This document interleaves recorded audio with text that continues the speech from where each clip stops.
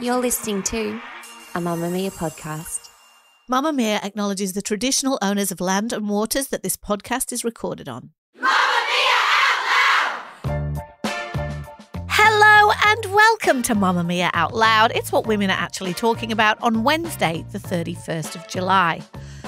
31st of July. I'm not going to do that. It's boring. I'm Holly Wainwright. I'm Leah Freedman. And I'm Jessie Stevens. Can you please leave in the bit where Holly just realised her thought was boring? It was Because I boring. think that's a bit of BTS. Is every time we see the date, we should go, I know. already. Yeah, like, stop it, Holly. So It's like boring. every time you see a child, you've grown so much. When I saw you last, you were this high. Gosh, the years flying It's past. flown. Anyway, okay, moving on. On the show today, Hey, Boomer. Olympic vibes today are settling on the bottoms of beach volleyballers and how much of them we can see, and on the question of whether we've really stopped valuing soldiering on. Also, we're unpacking the unexpected tale of a woman who wants to charge another woman for hosting her kid for a play date. And is hiring a professional bridesmaid sad as hell or a feminist act? But first, Mia Freedman. In case you missed it, in news from Paris, the Americans have their own version of girl math for tallying Olympic medals, and it's working very well for them. But the internet in other countries is not happy. The current Paris Olympic game medal tally stands with Japan leading the gold, which is unexpected. Do Japan usually win? Yeah. Are they usually at the Yeah, beginning? they're very, very good. Everything changes in week 2 because then it's track and field, right? So Australia often goes well in week 1 because it's swimming and we're like, look at us, punching so far above our weight. So at the moment, it's Japan, followed by China, and guess who's third?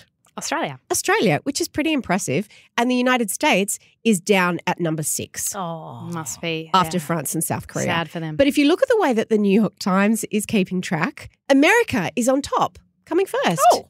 Because the US are tallying total medals as opposed to gold. Okay, because they Which did feels convenient for them. the same thing at a recent swimming championship and the Australians got very annoyed. I respect and appreciate what they are doing. They're working the numbers. They're working the numbers, and what the US does, which I love, and they did this during the Tokyo Olympics, is that they actually switch how they count the medals based on where America will sit on the tally. So last time, they counted it like that because they were on top. But Yeah. then they won the other way, and they went back to that at the end. Okay. So they're just like, we'll just fiddle with the numbers so that we're always on top. Because I it's total actually medals. like it. I Do like you? it better. Total medals. medals. Because I'm a snowflake and I believe that all medals are like you've tried really hard. Holly, Well that's done. so sweet. The total medals is United States on the top, France, China, Japan, Britain. Australia then is number, I can't count, but like 7. The thing is, I like it better when we're higher. every country in the world, as well as the Olympic, they don't have an official way of doing it. So the US have found a loophole. But every single country in the world counts it one way. It's by basically how many gold Do you know how medals. Holly would like to count? By how hard people try. Yeah, I would. Yeah. That's exactly how I rate my kids' school reports. They get all the credit for the effort score. That's who I am. That'll be And good when they go for a job Possibly interview, won't why it? I'm not an Olympian. One of the many, many reasons why I'm not an Olympian. Just a disclaimer out loud as with our Olympic vibes segments that I'm sure we're going to do a few times over the next couple of weeks. We're not sports reporters, and this is not the place to come if you want a rundown of the medal tally or even, Results. lots of results about all our brilliant Australian athletes. That's not what we're here for. We're here for vibes and feelings. We're here for vibes and feelings, and I hope it goes without saying that we don't know anything, so we'll probably get the terminology wrong. And like you on the couch at home, we're just going with our vibes. We obviously support all the Olympians who've won things and the ones who haven't. They're your favourites, the They're ones my who haven't. favourites. I like the triers. I like the ones with the medals. I'm here for the triers. All good vibes. Great vibe. What a great time. We have more Olympic vibes to bring. We had so many things we're desperate to talk about today. Still can't work out how to watch it, but we can discuss that later. I have, and I'm going to show you We got today. massively called boomers for that today. We were in our meeting. We brought back that we're finding it hard to watch it. I'm like, I don't know. I haven't seen a single gymnastic event. I can't find it anywhere.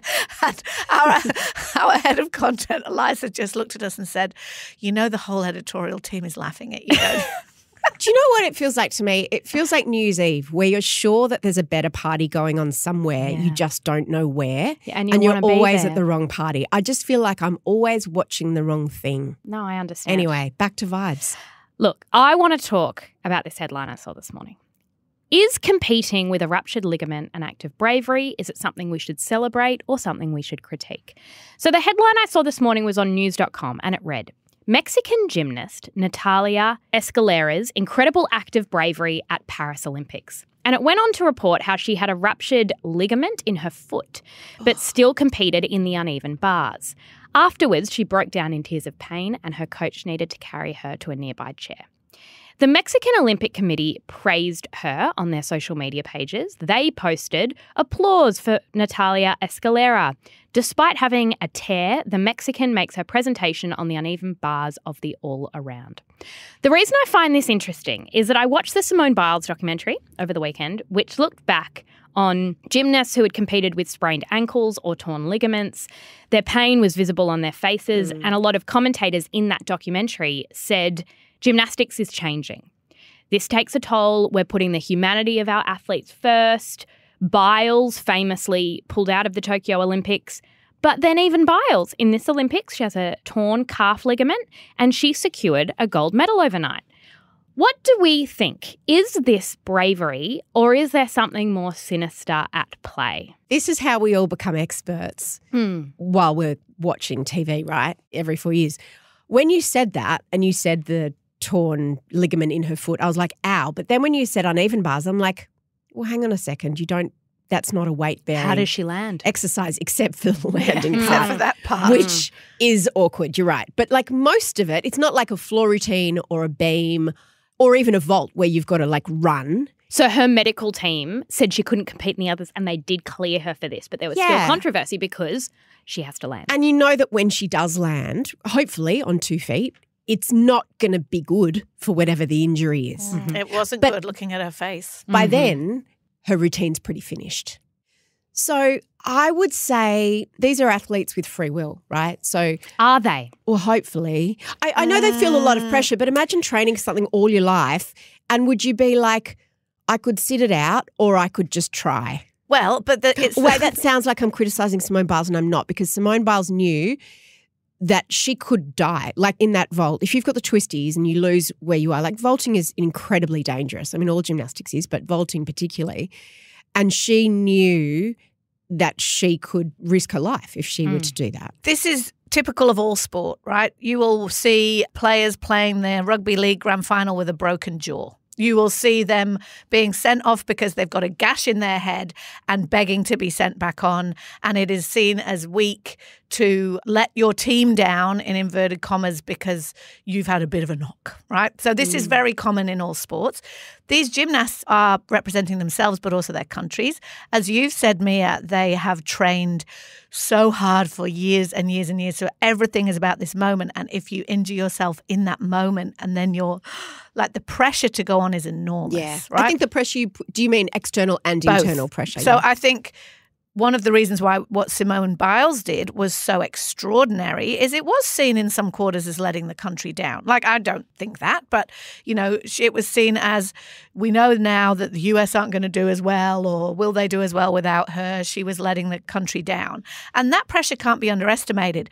But resilience is something that athletes know a lot about. We bandy around the word resilience all the time as a good thing, right? We're trying to make our children more resilient. We're trying to make ourselves more resilient. We got it very high up our value medal table. It's winning gold, right? It's top of the leaderboard. Yeah. And so athletes know about resilience in a way that lots of us don't, because nearly everything they do, like if you've trained for a fun run, which I have, you'll do your knee.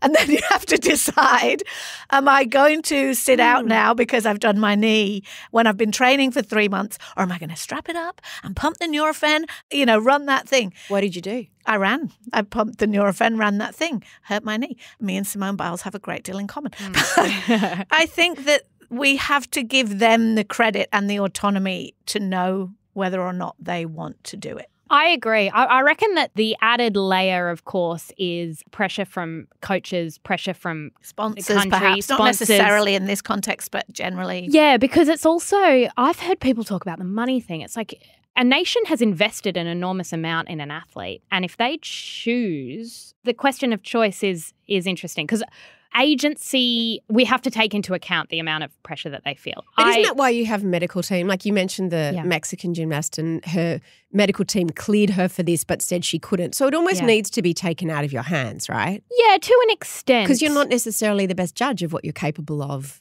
Yes, but most athletes, and this is why I find watching sport so interesting, are in a lot of pain doing what they're doing for us. So I always think of Rafael. Are they doing it for us? Though? Good question. Rafael Nadal, for example, plays in chronic pain and has for most of his career. He's got tendinitis. He's got like these foot conditions with ligaments and everything. And so... You're saying that's altruism? No, I'm not. I'm just saying that how much pain you are willing to grit your teeth and bear is obviously a choice for you to make. But I struggle with our framing of it as bravery. I thought it was an interesting choice for news and for the Mexican Olympic Committee and for other people watching to frame this person as brave because I think it says a lot about what we value and a lot about us culturally, which is that... So bravery is suffering? Bravery is suffering. And that is why when Simone Biles pulled out, there was this pushback because it was this sense of like... Even an Australian Olympian in the last 24 hours has pulled out because she has COVID and she can't do the 1,500 metres. And I thought, I wonder how it feels if you're an athlete who is injured, who is sick and has gone, I can't do this. And then you see that framed as bravery if that compounds your own sense of letting the team down. It's also interesting because just bringing this back to the Dallas Cowboy cheerleaders as for a everything moment, does as relate. They do. The jump splits meant that they all went on to have well, not all, but many of them went on to have serious health implications and hip operations. We know that American footballers have a very high rate of brain injury. It's something that is being looked into and it's put a sort of cloud over the sport. Boxing's the same. Various forms of football are the same. Is that giving your all for your team and country, which as Jessie's possibly framing as altruism, will come at a significant personal cost to you health-wise, possibly ongoing. And again, who are you paying that for? Is that like the mark of a hero, like a wounded warrior, you know? Or is that like a lax duty of care on the side of the organisation that you're playing for?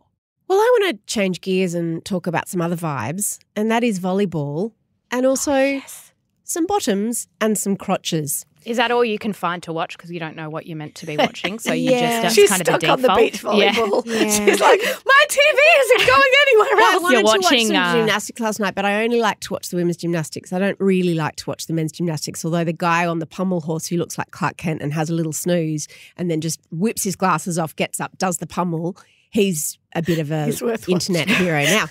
Anyway, Olympic camera operators have been issued a formal warning over the way they film female athletes this week as the Olympic Broadcasting Service boss admits stereotypes and sexism remain. Now, the head of the Olympic Broadcasting Services has actually called for an update in its guidelines for camera operators, who are mostly men, to combat these stereotypes. And he's told reporters in Paris, unfortunately, in some events, the women are still being filmed in a way that you can identify that stereotypes and sexism remain, even from the way in which some camera operators are framing differently men and women athletes. Women athletes are not there because they are more attractive or sexy or whatever. They are there because they are elite athletes. Now, I happened to be watching the beach volleyball last night, as I said, and I was really struck by a couple of things, two of which I want to unpack with you all. The first is the camera angles, because there's a lot of, when you're preparing to take a shot, whatever it's called, receive someone serving to you, you do a bit of a squat. Like you sort of squat, you lean over on your haunches.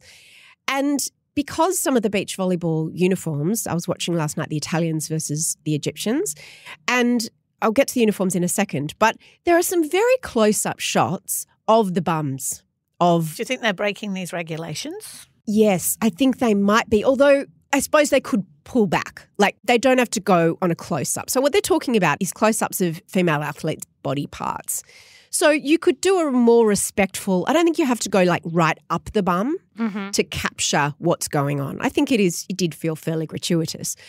But what I wanted to actually talk about was the uniforms, because in this match, it was so interesting. And of course, the Olympics, and we're talking about what women are wearing. We're not talking about what any men are wearing, but such is life. The Egyptian beach volleyball players were wearing black leggings. They were covered ankle to wrist, and they also had hijabs on, and then they had loose T-shirts on over their leggings and long sleeve tops.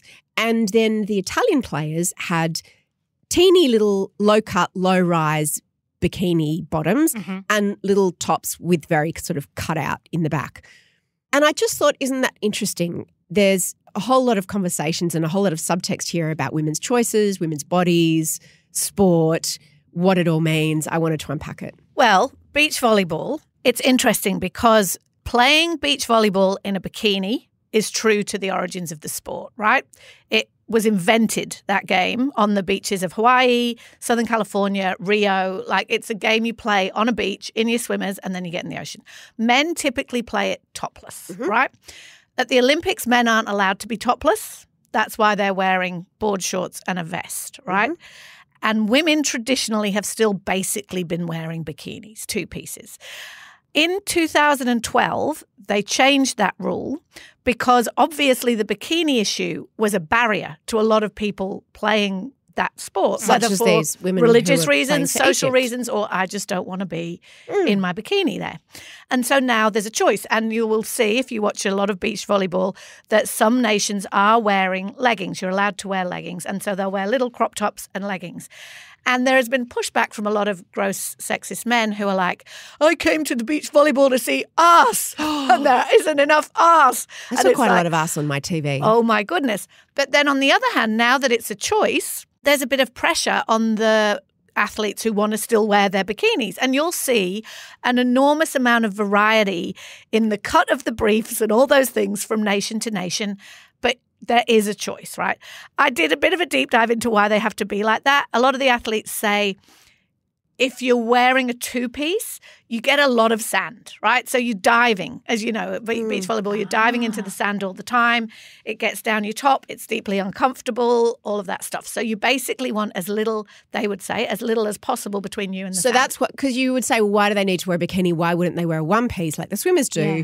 And that's the reason I hadn't thought of that. And To so stop they said sand it's from getting distracting. trapped. So if you were in a one piece, you do a dive, suddenly you've got half a beach down there. Imagine trying to get that out. But I was reading that up until very recently, even the bikini bottoms that you wore could not be more than 7 centimetres on the sides. You look at that rule and you go, is that about sand? Because even gymnastics, and this is all around the world, you get up to 1 point deduction if you've got a bra strap or you've got your undies showing underneath. And you'll remember that in the Tokyo Olympics, the German gymnasts wore full long leotards that went down to their ankles. And they were making a statement, which was, we feel really objectified. We see a lot of women drop out of the sport because they don't want to wear these outfits, and we can perform just as well with this on.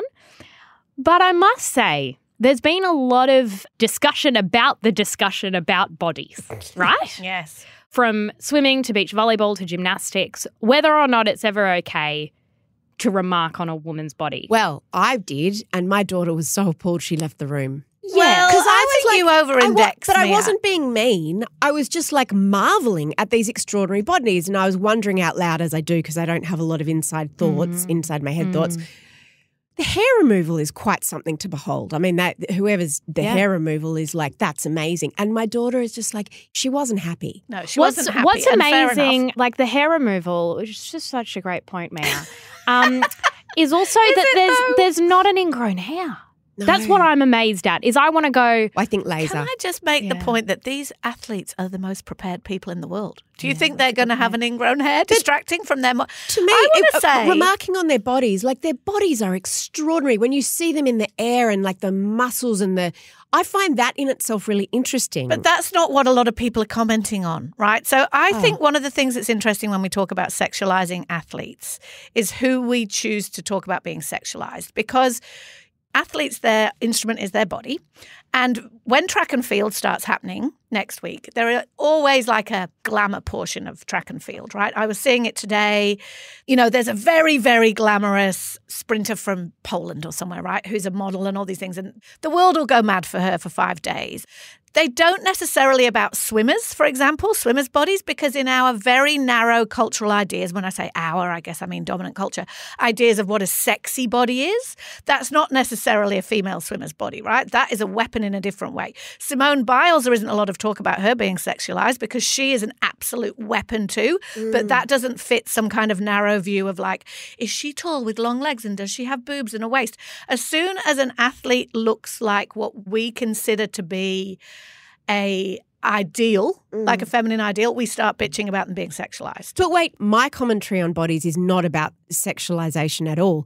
It's pure aesthetics and the wondery of the human form. And but also is just, it though, or are you not going put some clothes on beach volleyballer? Because I was getting that vibe from you. I found that interesting, and I'm so glad you've explained a lot of those things to me today. I was more thinking, isn't it interesting how comfortable they are in their bodies, that they're fine with that. I think now with the sand, it makes more sense that you want your costume to be as tight and as small as possible. Well, definitely as tight, because also you wouldn't get sand stuck if you're wearing like a neck to knee situation. You wouldn't get sand stuck with a baggy t-shirt and with a baggy If you've watched professional beach volleyballs, and the men aren't getting sand stuck in their shorts, they're fine. It is interesting why the men aren't allowed to be topless. I reckon that's a I need to see what country you're from thing. Oh, maybe. Yeah, but it's interesting. If I'm a beach volleyballer and I've watched everyone above me wear a certain uniform is so critical to psychology in terms of performance. Like we feel something different depending on what we've put on. So I just reckon that whoever you are, whatever sport you're doing, you've just got to wear something that makes you perform the best that you can. as well as you can. I agree that watching gymnastics in particular, marveling at the strength and what that level of training does to the human body is amazing for any athlete. Like looking at men swimmers, female swimmers, whatever. I love the visual element of that. But it's worth noting that the Matildas dress exactly like the male soccer players. And in terms of broadcasting, because the argument will be, well, people watch the beach volleyball because they like what they see, which is kind of what I've seen. Those creepy men are talking about. Yeah, the Matildas, we loved watching the Matildas. This is really interesting too, because one of the reasons why female soccer players wear what the men do is because they were never given uniforms. There's a whole world there about how female football players have to wear male football shorts. Until very recently, they weren't making football shorts that worked for women's bodies, right? So that is true to the origins of that sport. As it develops and escalates and becomes more professional, hopefully we'll see, I don't mean more tight, more sexy flesh, outfits, but what I mean is uniforms that better support female athletes. So I think that we bring our very particular lens to whether we think that's all too sexy or not. We're not thinking about the athlete. We're thinking about ourselves, you know? I really liked actually when I was watching the volleyball, because I was like, if you're a believer in choice feminism, there are options now, and the Australians actually wear bikini briefs but with long sleeve rashes. I saw some of them with long sleeve rashes. Sun-safe Aussies? Yeah, because that's the other thing. Surely it's not very sun-safe if you're not slip-slopping and slapping, or if you're not slapping. I thought it was really interesting, and we will always have views on what women should and shouldn't wear, and I don't mean we, but like as a culture, it will always be discussed in a way that men's outfits and men's bodies aren't discussed. True, but final point on that, where you started with the camera guidelines, they've also been given camera guidelines about the men, because particularly in track and field, you see the jiggle shots. A lot of jiggle shots, and a lot of sprinters, male sprinters who wear those tight, they hate that. They hate the jiggle shots. So it's all of it. It's like, obviously it's there and you make a choice whether you're looking at it or not, but the camera angles are a whole different world, and they're just being told, don't follow your nose. Stop it. I wonder what sport Mia's television will get stuck on next, and we'll have a discussion about that next episode. She'll get very into the synchronized swimming. I had a lot to say about the synchronized diving.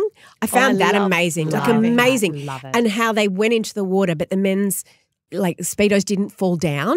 So I'm like, they must be so small and so tight, because imagine hitting the water at that velocity. Great point. Yeah. Mia, I haven't even found the diving yet. Someone tell me where the diving is. I love finished. the diving. Damn it. It's finished. Damn it.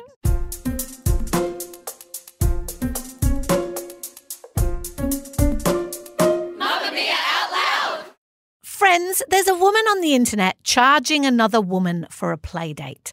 You might have heard about it. Here is what happened. Can we normalize sending the other family money for play dates? So recently, my daughter had a friend over, and I asked her mom for money. So after the play date, I texted her mom and I said, thanks for letting Jamie play today. Please help out with your share of the expenses for the play date, totaling $15 via Venmo. Let's do it again sometime, because I can't keep doing these play dates if it's so expensive. And she said, expenses? And I said, yeah, she used supplies and food while she was here. And this way we can do this more often without a monetary obligation on just one party, right? Makes sense. Now, she didn't say much, but she did say what supplies. And of course I wrote them down. There was chalk, applesauce, fruit. She sat on the couch, so that's wear and tear. She actually broke a toy. She had 3 juice boxes. She went to the bathroom. She had yogurt. Then she actually sent the money, and I sent her a message thanking her for it, of course. She didn't say anything else, but I said, this will make it easier for us to do more play dates in the future. So what do you guys think? Now, that woman on TikTok is called Shaynanigans87. And that video got 4.1 million views and a storm of comments and shares, which is not that surprising, really, because playdate politics are wild. But who knew they were that wild? Mia, have you ever heard of someone charging for a playdate? I haven't, but I've noticed that play dates, my kids are too old for them now, but I noticed that between my oldest and my youngest having play dates, it seemed to change in that suddenly some of the kids, their mums would send over snacks for the play date, like muffins or, chocolates or whatever. Occasionally like a hostess gift, which I liked eating the stuff and I appreciated it because I never had any food in my house, but I was very alarmed at the potential escalation of what was required, because to me a play date should be about offloading your child for a period of time. And then there are things that are understood, like you offload them, but then you have to have that child back to your place. There are politics involved, I think. Recently, I've made a rule for myself in line with my kindness word of the year. And when I say recently, I mean in the last week, that I must, if I go to someone's house, I have to bring something, which sounds really basic, but it's just something I haven't really been doing. I'd just like a nice dessert or like some food or wine or something like that. Well, then also if you're taking someone else's child somewhere, like to a trampoline park or to a movie, that can be expensive. That's what I would do. But that's why your kid would have money on them, right? My kid, well, it depends how old they are, right? So the thing about play dates is when your kids are really little, and it sounds like these ones are with the applesauce and the chalk and stuff, it's hard work hosting other kids at your house. So it's very much a reciprocal agreement. When they get older and the kids can entertain themselves more, it actually makes parenting easier to have 2 kids over and they can all play together, whatever. But in those hard play date years, I think it's a nice gesture to send things and all the rest of it, but I can't say I've ever come across it. Anyway, what happened next was our friend Shaynan, as I'm going to call her, posted another video, this time explaining that the playdate video was a perfect example of rage bait. Now, rage bait is when you create content that purposefully enrages or shocks people so that they will interact with it. It causes people to think something is real when it's not. So she made up this story to gain followers, even ones who thought she was crazy or annoying. And then she actually also did it to make a bit of money, because she created a payment account for that imaginary mum who supposedly gave her money. And some people were so incensed by the idea of Shaynan charging her that they sent the imaginary mum money to compensate. Isn't that fraudulent? Here is Shaynan explaining how she uses it. Maybe that I charged $15 for the play date. So many people are sending her money. What if, and I'm just saying, what if that is a fake account that I set up in a different name that goes to my Venmo account? I am dead. A lesson in rage bait. A lesson in freaking rage bait. Guys, you have to figure out how to make money off of it. And this worked. Chef's kiss. First of all, rage bait is not a joke. A joke is meant to make you laugh. Rage bait is more filed under fake news. So it's there for engagement, and you have to make money off of it, or it's not even worth it. It's just stupid and you're there for just the drama. I knew I was going to make money off TikTok, but I didn't think that people would be sending money to the person, Melissa, that they think that I charged money for her daughter to come over. Rage baiting engagement can be as simple as misspelling a word purposefully mispronouncing something, Oh, which that's what we we do do. all the time, but not on purpose. purpose. But maybe she was doing it there when she kept saying niche and I was like, say niche. But maybe she was rage baiting or even doing your makeup wrong. All of these things are to get people to engage, correct you, and then hang around. It's marketing and it's a very meta, very organic progression, I guess, of influencer culture. Is rage baiting fair game, Mia? Well, it's clearly the new clickbaiting, and it's about playing the algorithm. And an algorithm that rewards anger is absolutely designed for this. So this is people just being opportunistic, and for them, it's smart business. Is it ethical? Is it good for the world? No, but it's good for them. So, the term clickbait, which I think has become really misused. Sometimes people use the term clickbait where they just mean it was a good headline that made you want to click on it. What clickbait actually means is deceptive headline that makes you click, and that click can be monetized. And actually when you get there, it's like, haha, that's not really the truth. And it's not just the internet that does this. Women's magazines, gossip magazines used to do this all the time, where it would be like Fifi Box's Baby Joy, and it would be a picture of her on the cover of Women's Day. And then you'd open it and it would be a picture of her walk past a baby in the street and she waved at someone else's Or her baby. co-host has had a baby. Yeah, or her sister's pregnant or something. Yeah, and the reason that rage baiting is newish is because the algorithm has changed. So the algorithm used to reward likes, like that was how it originally started. But now on every platform, the thing that it rewards more than anything is engagement through comments. So it almost doesn't matter how many likes you've got. And the thing that will get people commenting, because it's the strongest human emotion, is anger. So you rile people up and then they all argue, but you won because it's engagement. That's one thing, and that woman can do whatever she likes. The other thing is the phenomenon of the media picking it up. And this is why everyone has lost trust in media. Because what they do is they pick this up and then they put it on a TV show. Do you think you should say or a we podcast? instead of they? Because this is what we've done, right? Exactly right. We pick it up and we throw it in this show. Why do we throw it in this show? Because it's content and because it serves as a springboard for a conversation we want to have that would be totally irrelevant if we didn't have a hook. So you often go, oh, that needs a news hook or whatever. So Although why if did we we were- do it? well, Let's take because- out loud as behind the scenes and say, what was our thought process in including this? Was it that we're completely cynical and we're just trying to trick people into listening? It's, if we had just done that, right, the way that we thought maybe we were going to do it this morning before it became very obvious that was fake, although to me it looked fake immediately, right, is we'd use it as the hook for a discussion about playdate politics. And we'd be like, look, people are charging for playdates now. Yeah, the which we- charging part's not relevant, but the politics is. Right. But what we did instead when it became clear that it was rage baiting is instead to bring people behind the scenes of that. So that, to me, is a useful and valid conversation because particularly if you're not hyper-literate, most people are not hyper-literal in social media, right? Very and in online. TikTok, very, very online. Most people are not. So this is explaining a phenomena to them that is helpful. And to me, that is helpful. Like to always be able to look at things online and go, is that rage bait, is really useful. Because the reason why rage bait is bad for the world, like it's bad for the world in big ways. We all know that in terms of what it's doing to our democratic systems. But it's also bad for the world in small ways because it makes you genuinely believe that the world is full of dickheads, right?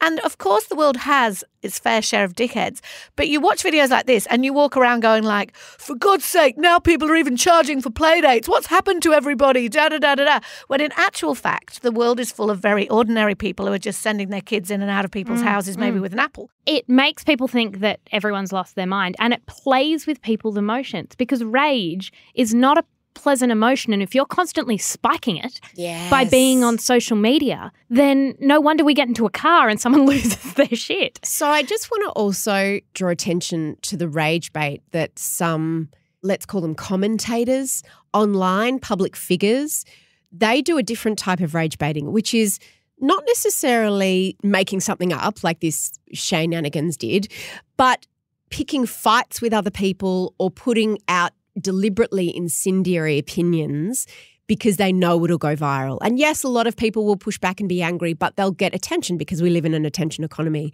And the best way to milk that attention economy is with rage and with anger. Well, the filter has changed. It used to be anything news. It was about informing people. And I think newsrooms have as much to answer for as individuals, which is, will this get people talking? That's what it's all about. But it becomes a self-fulfilling prophecy because if you're an influencer and you say, Jessie Stevens is a dumb blah, blah, blah, blah, then suddenly, oh, that's a story. You know, drag them in. Yeah. And then it's just engagement. A story for the Daily Mail picks it up and it's like this influencer and these two women are in the fight. And it's like, I would like to be taken out of this narrative. Like you are just trying to use me to build your own profile and your own following. I know this isn't a visual medium, but throughout the recording of this podcast, Mia's buttons have been coming undone and now her breast is out. Now I'm looking at her bra. And your left breast is out. That's hilarious. And I think we do have cameras, so I would like that. I was just thinking. Like, Mia's very sexy today. Well, because I'm trying to get some attention. I'm becoming invisible and I know that sexualizing myself during a podcast is the only way. I really enjoyed it. One thing about rage bait that I did not know until today, and so this is a public service, friends. Sometimes brands use it deliberately where, so say there was a famous lip gloss, for example, and a whole lot of influencers used it incorrectly and like broke the lid of it and like basically made a mess with this lip gloss. It was a deliberate strategy for engagement where a whole lot of people would then want to talk about that. It spreads the word about the lip gloss and it was a deliberate strategy to raise the profile of a product. So that's interesting too, right? Is to think that when you see people screwing things up on the internet that seem really obvious, it might not be right. Unless it's us, in which case. We always just screw things up. If you're worried about the way that Mia says Premier, that is not rage baiting. That's just the way she is. Every Tuesday and Thursday, we drop new segments of Mamma Mia Out Loud just for Mamma Mia subscribers. Follow the link in the show notes to get your daily dose of Out Loud, and a big thank you to everyone who is already subscribed.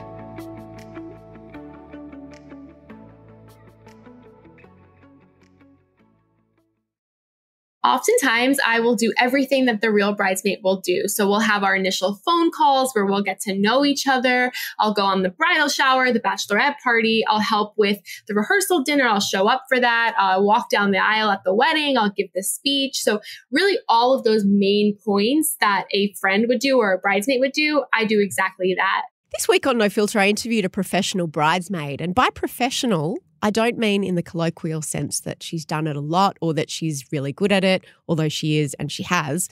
I mean it's her business and she gets paid to be a bridesmaid. Her name is Jen Glantz. She's the founder of a business called Bridesmaid for Hire. And she's been a bridesmaid over 125 times. It all began in her 20s. You know, you're in that phase of your life. I don't know if it happened to you guys. I only got asked twice. Maybe because I'm a terrible bridesmaid, I didn't get asked any more times. But you go through a phase where a lot of your friends are getting married and you might be a bridesmaid a lot of times. And she started thinking, this is a lot of work. I am good at it, but it is a lot of work. And so she put an ad on Craigslist saying that she was for hire. And she got inundated. So have a listen. Here's a little bit of our interview. You know, some people reach out and they say, I want to hire you, but I want to make sure that nobody ever finds out. And I respect that. You know, they want this as a service that is completely undercover. And in most instances, that's how it works. I'll have a fake name, a fake backstory for how I know the person. And I will just pretend to be part of their life from some area of their life, whether it's yoga class or grade school or study abroad. I will just blend into their life. And sometimes they don't even tell the person that they're marrying that they hired me. Holly, what did you think? I loved this interview. I knew I wanted to listen to it immediately. But while I was listening to it, I had two very different opinions about it, which is why I really wanted to talk about it on the show. First of all, Jen says that one of the reasons why her service is needed and has done quite well is that a lot of women do not have the kind of friends or family that you could ask to be a bridesmaid. And I think when you hear the surface of that, it feels like something really sad. And it speaks to like perhaps loneliness and disconnection and social isolation. And I was like, yeah, that's sad. And then I thought about it a bit more. And I thought, or is it that, like a lot of things, we've elevated the status of these kind of jobs? Like bridesmaid has become, rather than just being your mate turning up and wearing a dress and standing next to you, we now expect, and you go into this a lot on the show, kitchen teas, engagement parties, hens nights, like basically dedicating your life to this person for 6 months. And I know that's a stereotype and not everybody does it, but we've made the job much harder than it used to be. Add on top of that the fact that women's work, in inverted commas, whether it's organising the office birthday parties and leaving cupcakes or, you know, all the volunteer things that women do at schools and all of those kind of things, has always been women's work. And maybe once that was literally women's work, at least in some quarters they weren't doing paid work. So that was literally the things that filled their day. And I don't think that world ever really existed, but certainly it doesn't anymore. So women are doing paid work and all the unpaid work. And you hear people all the time saying, pay women for their labour. And so I was like, maybe this is just a very good example of paying women for their labour rather than expecting people to do it for free. Or is this a symptom of a capitalist structure where we have started to commodify any exchange of service? Any exchange of service, it's like, oh, I'm going to charge you for that, which is what the playdate thing was all about as well. But this is real, to be clear. It this is real. Not pretend. It's not rage bait. This is an actual business. We established this before we interviewed Jen. I had to go really deep on the website to understand what was being promised and what the service was, because it's not just turning up in a dress. It is phone calls, you know, being someone to talk to and like... It's a lot of emotional support. A lot of emotional support. Because it's not a wedding planner. That's different. No. It's not actually about the wedding. It's about the bride. At first I was like, wait, why aren't you just paying a wedding planner? If you can afford this, just pay a wedding planner to organise it. And also, if when you ask someone to be your bridesmaid, with that is coming a list of key performance indicators and expectations, then there's something very wrong with that arrangement, and that's not fair. We shouldn't be doing that to each other. But looking at what she was promising, I was also like, well, these are also just features of friendship, right? Like, well, I think Hull nailed it in that they used to be, when being a bridesmaid was just kind of, hold my handbag while I'm walking down the aisle. Why should a bridesmaid be any different to a groomsman? I understand that it has been. Because brides are very different to grooms and have a lot more needs. Have you ever met a bride? Well, I was a bride and I had bridesmaids. And How did they do? Well, this is the thing. I didn't expect a single thing from them. If I'm having a wedding, I don't think it's on them. They work full time. One of them has a baby. Like, I didn't expect. See, I've been a bridesmaid and I know that I let down the brides. Was I matron of honour? I don't know what I was. And this was a long time ago before things got out of control with bridesmaids. But I think now it's that you're very much responsible for making it her day of days emotionally. I don't mean, again, like the flowers and the catering, it's not your job, but helping a bride navigate the emotions of a wedding day is a lot of work. I don't just mean the be there when she calls, but if it's like, come to all my fittings and do this and do that and I need you to organise this, like, it is a huge amount of work. And if you'd have been a bridesmaid, and I know you have been a couple of times, for brides who perhaps had demanded more of you than you were capable of giving, isn't it just better for everybody to acknowledge either their limitations as a bridesmaid or their needs as a bride and commodify it, and it's just an expense just like everything else in a wedding? I think you're absolutely right, Jessie, if you've got reasonable expectations as you did. But because, and maybe I'm sure that Instagram and everything has a very large part to play in this, if you are expected to give up large portions of your life and time to basically become somebody's sort of de facto fixer for months and months and months, that is work. That's a paid position. Absolutely. I don't think it's one of bridesmaid. And I think if you are decepting people, like if there's deception at your wedding, that's a bit unusual. Like if you're paying someone, you can also just have them as your assistant or whatever, and they don't have to be in the bridal party pretending that you do yoga together. That's such an interesting point, because I was going to say that, as Hull pointed out, Instagram and everything has just changed. I mean, like, boomers wouldn't have had wedding planners, right? Unless you were super, super rich. That's a relatively new thing. Gen X are the first generation that have, and not everyone has a wedding planner, you just used to organise it yourself. So the idea of paying someone to organise your wedding in the same way that paying someone to walk your dog, like we have commodified a whole lot of shit that we used to do. It's the outsource culture.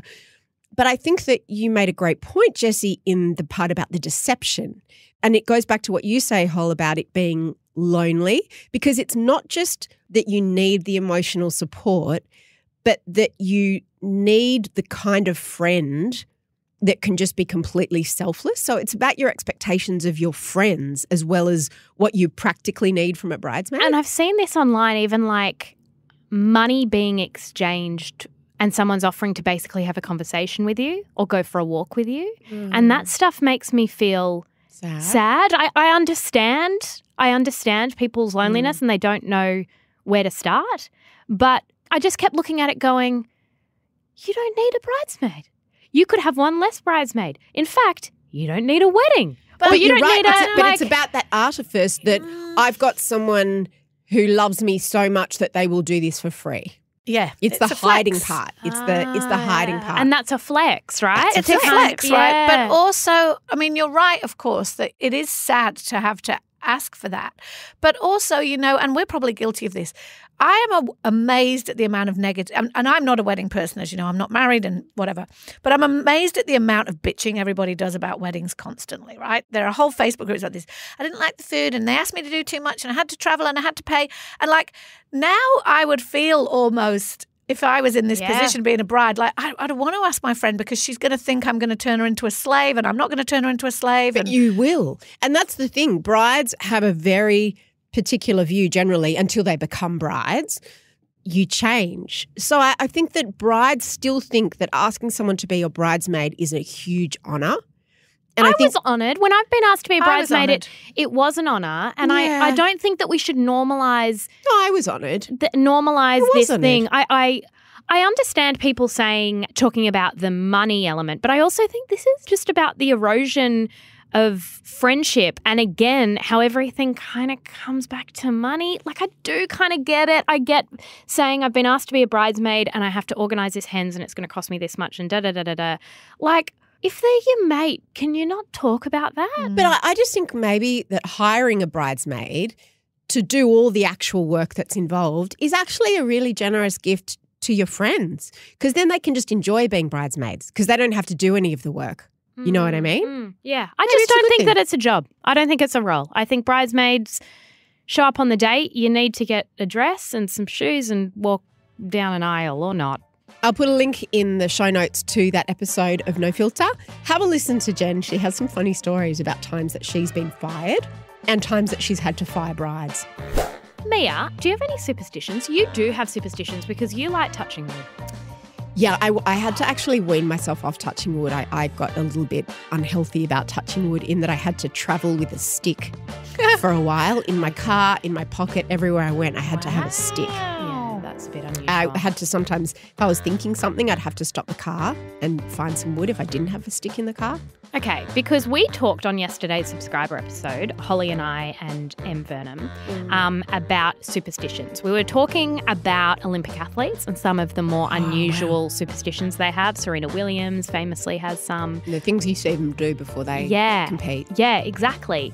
And we talked about kind of the definition of a superstition, if we have any, if we think they actually do work. It was such an interesting episode. A link to that will be in the show notes. Massive thank you to all of you Out Louders for being with us on this Wednesday and, of course, to our fabulous team for putting it together. We're going to be back in your ears tomorrow. Bye. Goodbye. Shout out to any Mamma Mia subscribers listening. If you love the show and you want to support us, subscribing to Mamma Mia is the very best way to do it. There's a link in the episode description.